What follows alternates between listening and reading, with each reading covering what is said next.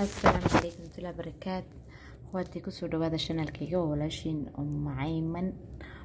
markale ma sha Allah hadii loo bina channelka walaalaha waxaan iga codsanaya insha Allah subscribe like share insha Allah iyo comment-ka wixii aad ma sha Allah garan weydaan igu soo weydiisan kartaan. waxaan rabaa maanta wajiga qalalan inaan ka sheekeeyo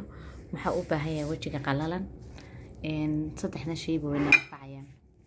saad warkaysaan halkan waa caano iyo muus halkana waa tufaax halkana waa muuska maqaarkiisa weeyaan maqaarkiisa markaan leeyahay maaha maqaarkoo dhan waa maqaarkan saasaad uga dheeraysaa markuu xoog u bislaado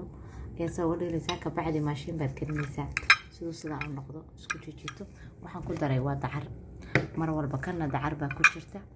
maasha Allah kan dacar kuma jirto waxa kaliyaata waa caano iyo muuska markuu xoog u bislaado iyo caano yar baan ku sameeyay maasha Allah waxa kale oo ku darayaa rice flour rice oo flour ayaan ku darayaa insha Allah bariiska bahalkiisa waad ku darsan kartaa saasad ugu daraysaa waxyar haddaad doonaysid maasha Allah wajigaaga inuu glowing noqdo aad ugu fiican yahay saad arkaysaa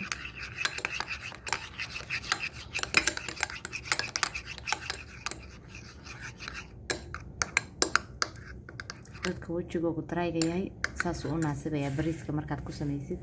aad uu ku naasibaya maasha Allah waxa kale oo ah maasha Allah tufaaxa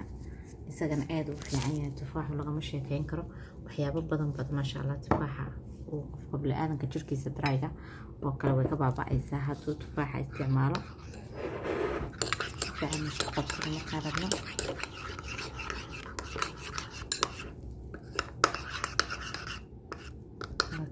muuska intiisii dhexda weeyaan kani markaas 3 shood marsan kartaa wajigaaga qaleelku ka baabinaya lagama sheekeyn karo kana waa tufaax iyo dacar aan isku daray tufaaxa intiisa hoose maqaarkaad ka goynaysaa ka deeraysaa waxa weeyaan jarjaraysaa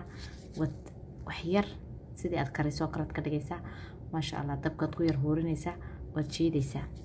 aad u maqaarka ugu fiican isagana maasha Allah dacartaad ku daraysaa mar walba haddaad doonaysid intaaba maqaarka waxaan ugu talagalay qaleelka walaalaha ka cabanaya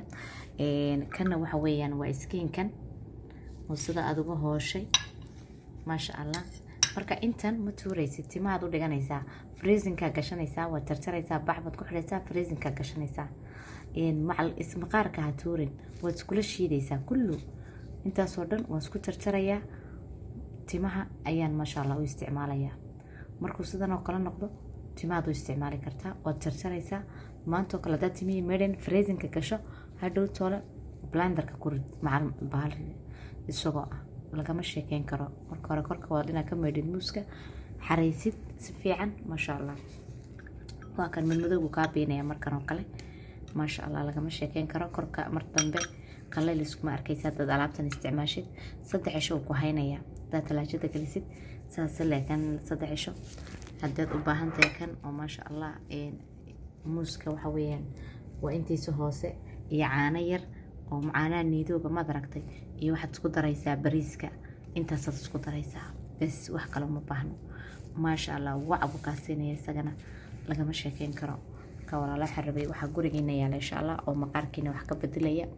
oo maasha Allah fudud qofkuna maasha Allah jirkaaga iyo wajigaaga wax ka bedelaya qalalka assalaamu calaykum wa rahmatullahi wa barakaatuh إن شاء الله وحرجين إن هذا فهمتين مقاس وحي سؤال ويسوي دين كتير صابسن